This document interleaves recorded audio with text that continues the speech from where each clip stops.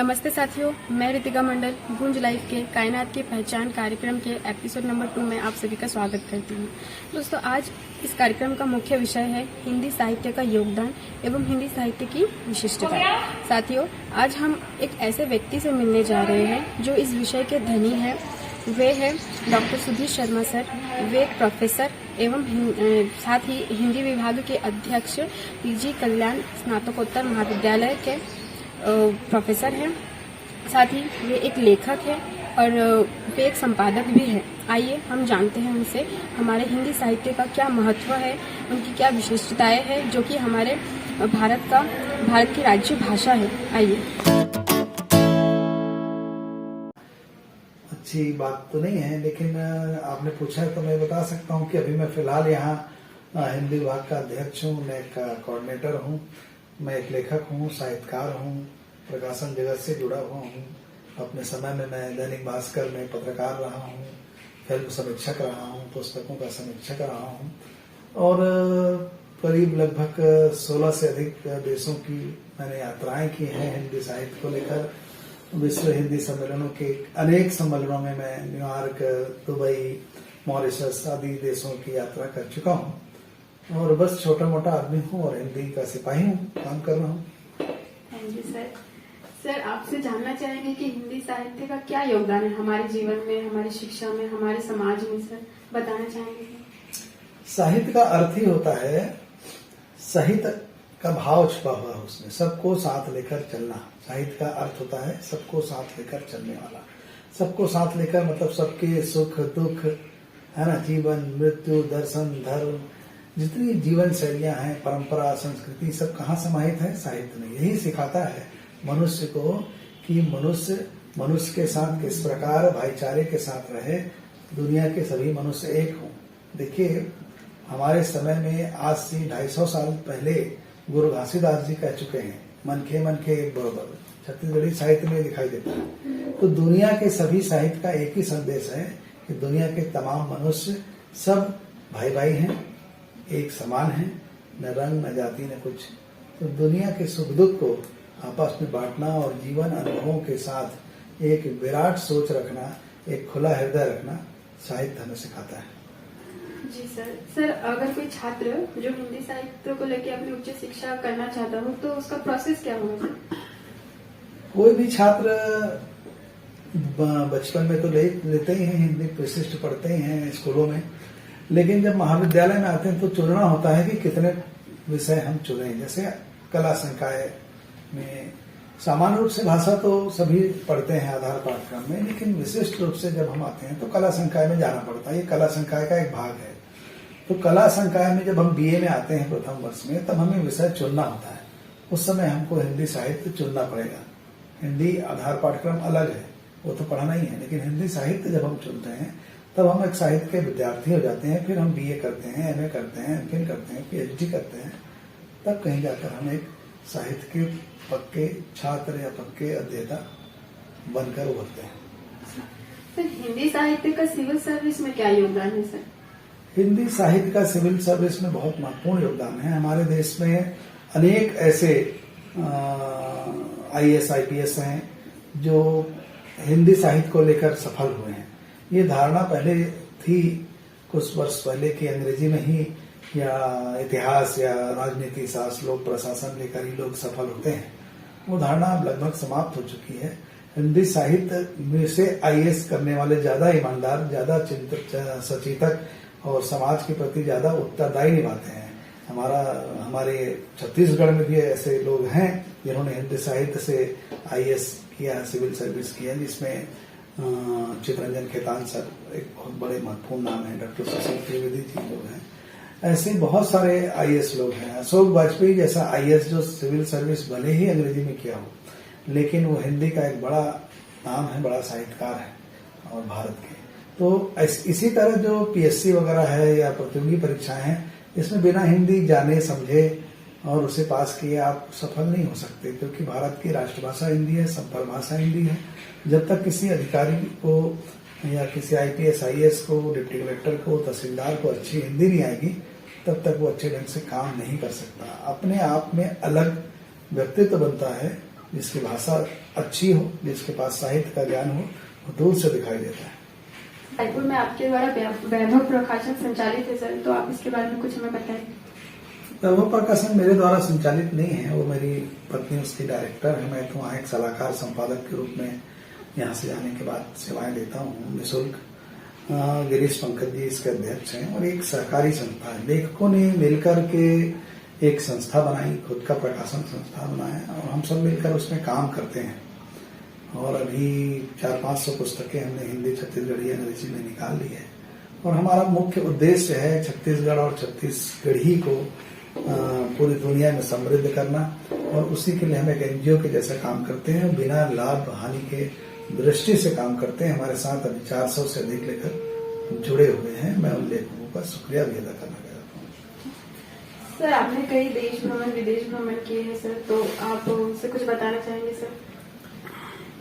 सारी दुनिया में हिंदी का बहुत बड़ा सम्मान है ना। जब हम अमेरिका गए यूएन ऑफिस यूनाइटेड नेशन में, जहां पर विश्व हिंदी सम्मेलन हुआ, तो उनका एक ही प्रस्ताव था कि हिंदी यूनाइटेड नेशन की आधिकारिक भाषा बने, और उसके लिए आज तक प्रयास चल ही रहा है। लेकिन 172 विश्वविद्यालयों में हिंदी की पढ़ाई होती है भारत से बाहर। सारी दुनिया भारत की तरफ देखती है, बाजार को लेकर देखती है, संस्कृति को लेकर देखती है, परंपरा को लेकर देखती है, और हमारी भौगोलिक विविधता को लेकर हमारी ओर देखते रहती है और आना चाहती है। कोई व्यापार के लिए आना चाहता है, ज्ञान के लिए, तो सबको हिंदी सीखना महत्वपूर्ण है। आज चाइना भी चाहता है कि वो हिंदी, और इसलिए बीजिंग में हिंदी का विश्वविद्यालय है। मुझे जाने का गौरव मिला, मैं बीजिंग भी गया हूँ। तो ऐसे विश्वविद्यालयों में जाने से हमको पता लगता है कि लोग हमारी भाषा के प्रति प्रेम करते हैं, अनुराग करते हैं, और हम ही हैं जो अपनी मातृभाषा, अपनी राष्ट्रभाषा के प्रति कभी कभी हीन भावना रखते हैं।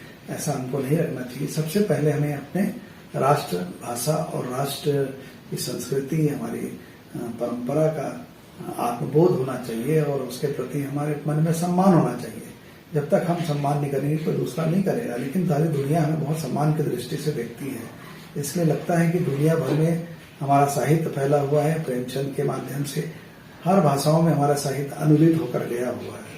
तो ये टू वे ट्रैफिक है कि हम किस तरह एक भाषा को दूसरी भाषा में रूपांतरित करें, और उसके साहित्य, कविता, कहानी या ज्ञान की चीजें या एजुकेशन की चीजों को एक दूसरे से साझा करें। इसलिए विदेशों में जाना और सम्मेलनों में अटेंड करना, वहां जाने से मुझे बहुत विराट सोच का लाभ मिला है, और मेरे व्यक्तित्व के दूसरे पहलू अपने आप उभर कर सामने आए।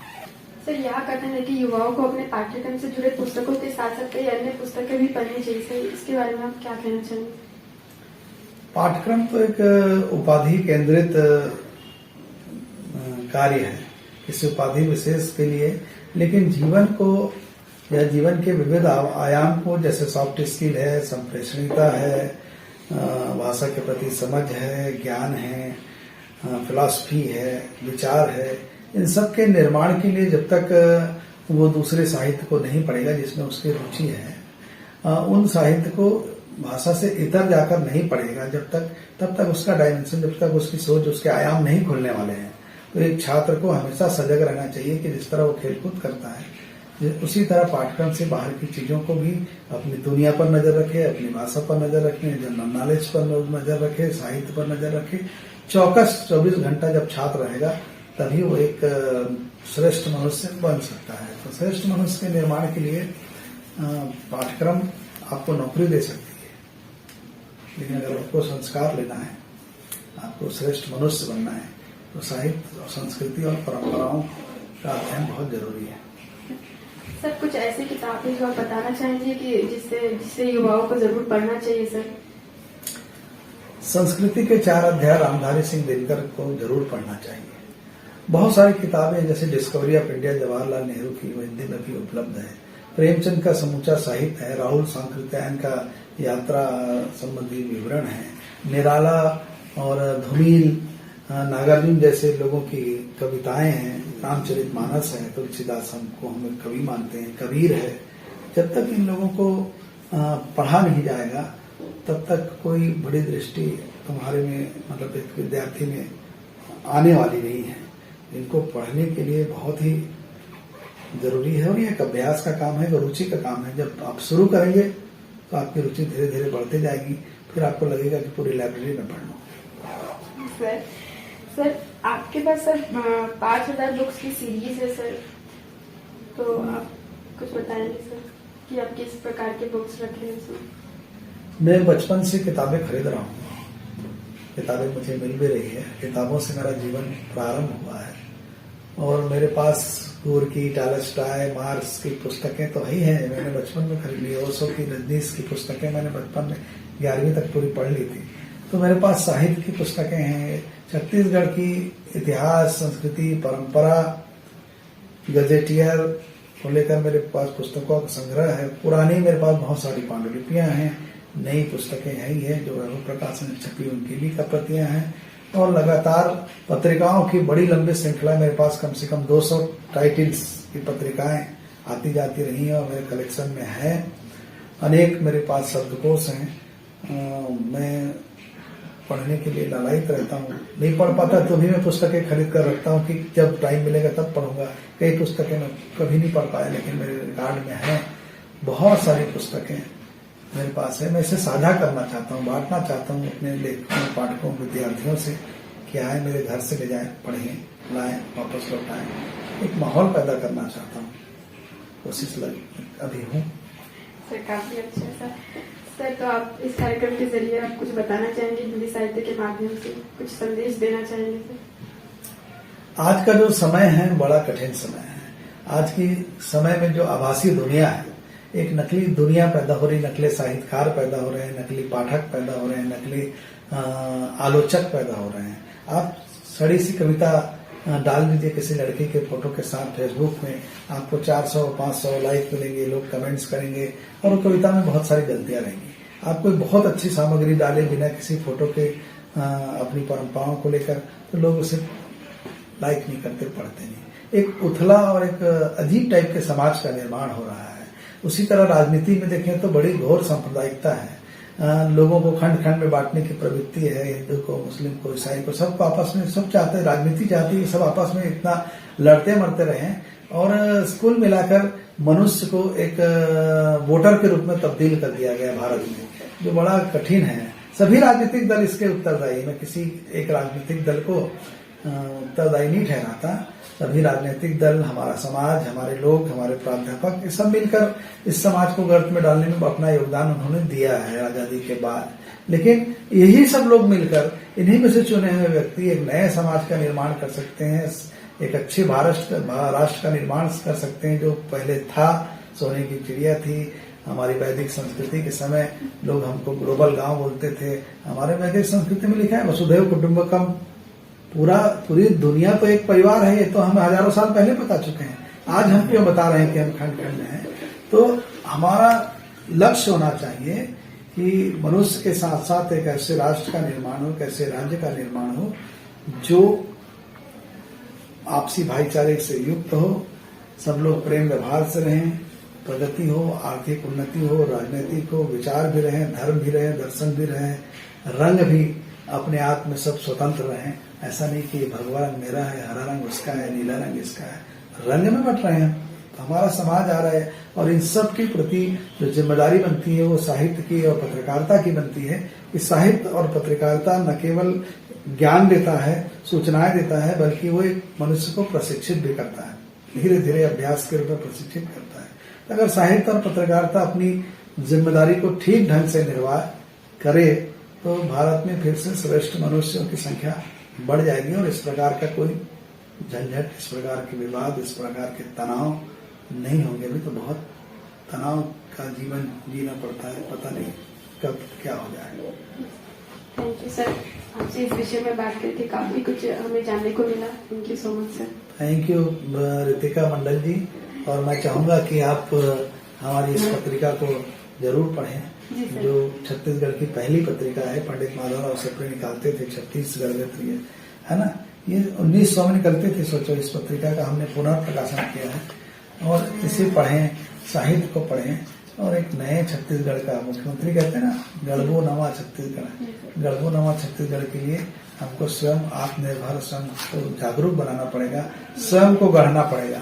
जब तक हम अपने आप को नहीं गढ़ेंगे, अपने राज्य को नहीं गढ़ सकते, तो अपने आप को गढ़ें, हमारे राज्य को गढ़ें और एक सुंदर राष्ट्र का निर्माण हो। यही मेरी परिकल्पना है। मैं तो समूचे विश्व को देखना चाहता हूँ, हर गांव हर देश घूमना चाहता हूँ और गूंज के इस चैनल के माध्यम से आप लोग बहुत अच्छा काम कर रहे हैं। मैं आप लोगों को शुभकामनाएं देता हूं कि आपके संपादक जी, आप सब लोग इसी तरह का काम करते रहें और हम सब मिलकर कोई नया परिदृश्य इस राष्ट्र में उपस्थित कर सके। बहुत बहुत धन्यवाद, आपने मुझे इस योग्य समझा कि इस बातचीत के लायक मैं माना जाऊं।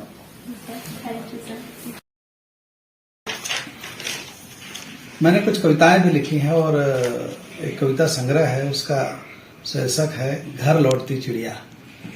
मैंने इसमें अलग अलग देशों में जब यात्रा किया या यहाँ छत्तीसगढ़ में अपने गांव खेत खलिहान या अपने शहर में जहाँ जहाँ मैंने चिड़ियों पर काम किया है उस पर कुछ कविताएं लिखी हैं। 40 कविताएं थी। एक कविता मैं आपको सुनाना चाहता हूँ।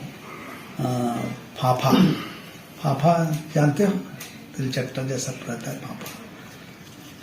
तो बचपन में हम उसको पकड़ते थे रस्सी का गठान बांध करके, है ना। तो उस पर मेरी कविता है फाफा। सुनिए। फाफा। एकाग्रता सीखना साधना बचपन का एक खेल था, फाफा पकड़ने की कला। एकाग्रता सीखना साधना बचपन का एक खेल था, फाफा पकड़ने की कला। ये हमने बचपन में ही सीखी थी।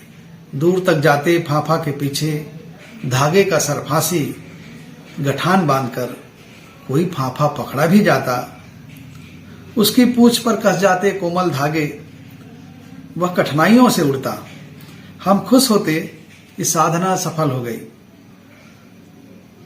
आज कोई बच्चा नहीं दौड़ता किसी फाफा के पीछे। किसी बच्चे के पास वह धागा नहीं है, न उसे आती सरफासी गठान बांधना, वह बिल्कुल नहीं जानता। साधना का यह बाल अभ्यास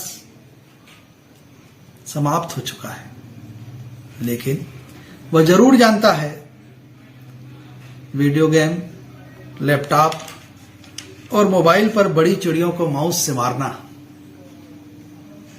आज के बच्चे की यही साधना है। यह उसके समय की साधना है। समय बच्चों का बदला है, फाफा का नहीं। हां, फाफा व्यर्थ के हमले से मुक्त है आज। कोई सरफासी गठान उसे कसने नहीं आ रहा। फाफा आज उन्मुक्त उड़ रहा है। तो साथियों, आप सबने सुना है कि हमारे आदरणीय गुरुजी के माध्यम से कि हिंदी साहित्य की क्या विशिष्टताएं हैं और क्या योगदान है, जो कि केवल एक व्यक्ति के व्यक्तित्व के निर्माण में ही नहीं अपितु एक राष्ट्र के निर्माण में भी प्रमुख योगदान है। तो साथियों, ऐसे ही विषय और ऐसे व्यक्तियों से मिलने के लिए हमारे साथ बने रहिए। हमारे गूंज लाइव के इस कार्यक्रम कायनात की पहचान में लाइक करें, सब्सक्राइब करें। गूंज लाइव से जुड़े हुए तमाम श्रोताओं, पाठकों, लेखकों, भिलाई, छत्तीसगढ़ और भारत और पूरे विश्व के जितने लोग देख रहे हैं, उन सबको नववर्ष की बधाई देता हूं और उम्मीद करता हूं कि 2023 में कुछ हम ऐसा करेंगे कि हम सब मिलकर अपना सिर हमेशा ऊंचा रखेंगे कि हमने कुछ मुकम्मल काम इस नए वर्ष में किया है और अपनी पुरानी गलती को बिल्कुल भी नहीं दोहराया। सभी भिलाई सहित छत्तीसगढ़ वासियों को आने वाले इस नए वर्ष की मेरे तरफ से ढेर सारी शुभकामनाएं। आप सबको नए वर्ष मंगलमय हो। आप सबकी इच्छाएं, सदिच्छाएं सब भगवान पूरा करें, यही कामना है। नमस्कार, सबको सादर प्रणाम। नए वर्ष की ढेर सारी बधाई। 2023 आप सबके जीवन में सुख शांति समृद्धि लेकर आए। आप सब के जीवन में खुशहाली हो और हम सब मिलकर एक भाईचारे के रूप में इस नए वर्ष को उल्लास मनाएं और एक साथ रहने का संकल्प भी। बहुत बहुत धन्यवाद।